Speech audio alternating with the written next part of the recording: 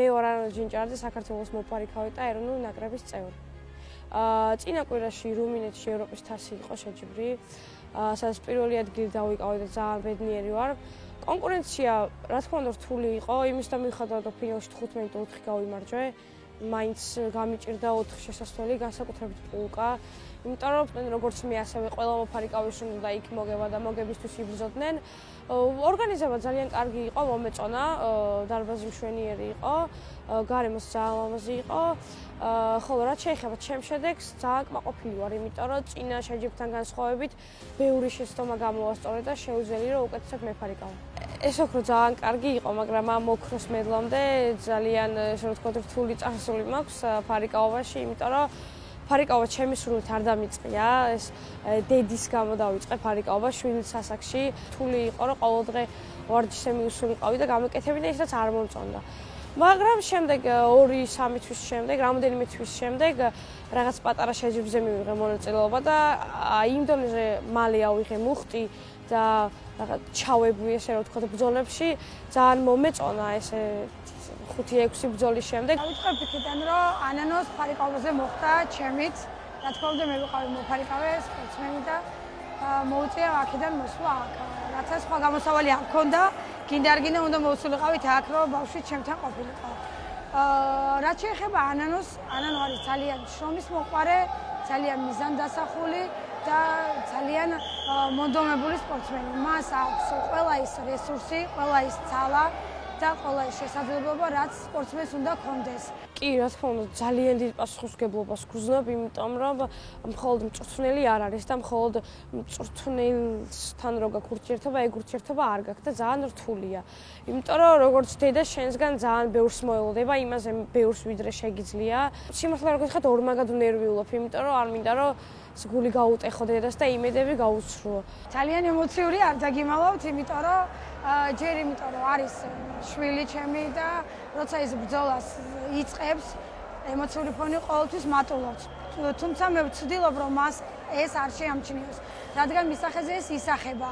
და ბრძოლას როცა არის მომენტები, როდესაც ბრძოლას ის იწყებს ძალიან ცუდად, მაგალითად 3-1-2-0 და მე ვცდილობ რომ მის მიმართ ვიყო ობიექტური, შეშრონების დროს დავასვენო და არ დავძაბო ის. ჩემი პირველი ოქროს მედალი იყო აჭარის ჩემპიონატზე. ძალიან დამაჯერებლად გავიმარჯვე ფინალი, რაც ჩემთვის ძალიან ემოციური იყო, იმიტომ რომ საკმაოდ პატარა ვიყავი და რაღაც ძალიან მიჭირდა იმის გაფიქრება, რომ ეხლა მაგ შეჯიბრზე პირველ ადგილს ავიღებდი, იმიტომ რომ კონკურენცია ძალიან მაღალი იყო, ადრე განსაკუთრებით ძალიან ნიჭიერი ბავშვები გამოდიოდნენ სასაჯიბროდ. საქართველოს ჩემპიონი ვარ სამგზის, მაგრამ რა თქმა უნდა ყველაზე მნიშვნელოვანი იყო 2025 წელს მოპოვებული ოქრო, იმიტომ რომ კადეტებსა და იუნიორებს შორის მოიპოვე ოქრო დიდებში და პატარებშიც. ჩემთვის ძალიან მნიშვნელოვანი იყო, იმიტომ რომ ამ ოქრომ დამეხმარა, რომ დიდების ეროვნულ ნაკრებში ყოფილიყავი, რაც ყველა დამეთანხმებულ სპორტსმენისთვის ჯერ პირველი მიზანი არის, რომ საქართველოს ეროვნულ ნაკრებში მოხვდეს, შემდეგ უკვე მოყვება სხვა წარმატებების. უკვე 5 წელია, რაც საქართველოს ასაკობრივი ნაკრების წევრი ვარ. ძალიან დიდ წარმატებას მაქვს მიღწეული, მაგრამ გამოვარჩევდი ბულგარეთში, ქალაქ შუმეში მოპოვებულ ოქროს მედალს. ჩემი პირველი ოქრო იყო საზღვარგარეთ. პირველად დავაჟღერე საქართველოს ჰიმნი, რაც ორმაგად ემოციური და უფრო საპასუხისმგებლო იყო.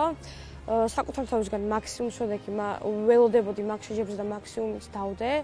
ხოლო რაც შეეხება დიდების ეროვნულ ნაკრებს, ჯერ დიდი ხანია არ ვარ ეროვნულ ნაკრებში, მაგრამ ვფიქრობ, რომ მომავალი წინ მაქვს. კი, ფარიკაობა ძალიან რთული სპორტია, იმიტომ რომ არ მოითხოვს კონკრეტულად ერთ რაღაცას, მოითხოვს ძალიან ბევრ ფიზიკურ მონაცემებს, მაგრამ ჩემი აზრით პირველი, როგორც ყველა სპორტსმენს, ნამდვილ სპორტსმენს უნდა ქონდეს, არის ფსიქოლოგია ძალიან კარგი, იმიტომ რომ ფარიკაობაში განსაკუთრებულად საჭიროა მოთმინება, შეიძლება ტექნიკა სისწრაფე არ გაგაჩნდეს, მაგრამ 9 წუთის განმავლობაში ბილიკზე სასწაულად მომთმენი იყო და გაიმარჯვა. ეს მომთმენები მოდის ფსიქოლოგიიდან, რაც ძალიან მნიშვნელოვანია მოფარიკავისთვის, ხოლო შემდეგ მოდის დანარჩენი კომპონენტები, რაც არის სისწრაფე, აი მაღალი თუ ხარ ძალიან ორმაგი პლუსია მოფარიკავისთვის, მოხერხებულობა, სიმამაცე, აი შიში არ უნდა გაგაჩნდეს, თორე ძალიან ბევრს წააგებ. ფარიკავა ჩემს ცხოვრებაში ძალიან მნიშვნელოვანი არის, იმიტომ რომ ფარიკავის გარეშე ცხოვრება არ შემიძლია, რაც არ უნდა ვეცადო. ძალიან დიდი როლი უჭირავს ჩემს ცხოვრებაში, ძალიან დამოკიდებული ვარ ჩემი მიზნები და ჩემი მომავალი ფარიკაობაზე არის დაფუძნებული. ხოლო რაც შეეხება გრაფიკს, ძალიან რთული გრაფიკი მაქვს, იმიტომ რომ ერთი წლის განმავლობაში ვარჯიშის და სწავლის გარდა არაფერს არ ვაკეთებ. კი, ყოფილა ესეთი მომენტი, როცა ფარიკაობისთვის მიფიქრია, პაუზის აღება, დანებება არა.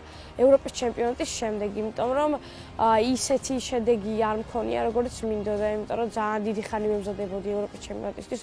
თითქმის წლები, რომ რაღაც შედეგი დამედო და სამწუხაროდ ვერ მოახერხე გახარება ჩემი თავის და ჩემი მწვრთნელის და მან მეგონა რომ უფრო შორს დავიჭერე თავს, უფრო კარგად ვიქნებოდი, მაგრამ ეგრე არ გამოვიდა, იმიტომ რომ ფარიკავა ჩემს ცხოვრებაში ძალიან მეხმარება და როდესაც ცუდ ხასიათზე ორან რაიმე არ მიდის, ისე როგორც მე მინდა, ვცდილობ რომ ვივარჯიშო და სიგული გადავაყოლო. ეხლა ვემზადები ევროპის ჩემპიონატისთვის ისევ, მაგრამ მანამდე გერმანიაში ევროპის შეშარჩევი ტურნირი იქნება, რაც ჩემთვის ძალიან მნიშვნელოვანია ჩემი კარიერისთვის და ჩემი ქულებისთვის, რეიტინგისთვის. კარგად მიდის მოსამზადებელი პერიოდი, ყველაფერი კონტროლშია, ვცდილობ რომ ფიზიკურ დატვირთვას მივაქციო ყურადღება თავიდან და შემდეგ უფრო ფარიკაობის მხრივ დავიტვირთო. კონკურენცია იქნება ძალიან მაღალი, ძალიან გამიჭირდება და ძალიან რთული იქნება, მაგრამ შანსებიც დიდი არის და არასდროს არ უნდა დავუნებდეთ. ჩემი მიზანი არის ფარიკაობაში, რომ ევროპის ჩემპიონატზე მედალი ავიღო, რადგან ძალიან მნიშვნელოვანი იქნება ჩემი კარიერისთვის და მომავლისთვის. ხოლო ჩემი ოცნება არის, რომ ოლიმპიური ჩემპიონი გავხდე, იმიტომ რომ ბავშვობიდან ეს ოცნება მქონდა და დარწმუნებული ვარ, რომ ახდება. ჩემს გულშემატკივრს და სრულად საქართველოს ვპირდები, რომ არასდროს არ დავუნებდები და ჩემ მაქსიმალურს ჩავდებ შეჯიბრზე და ვარჯიშებზე.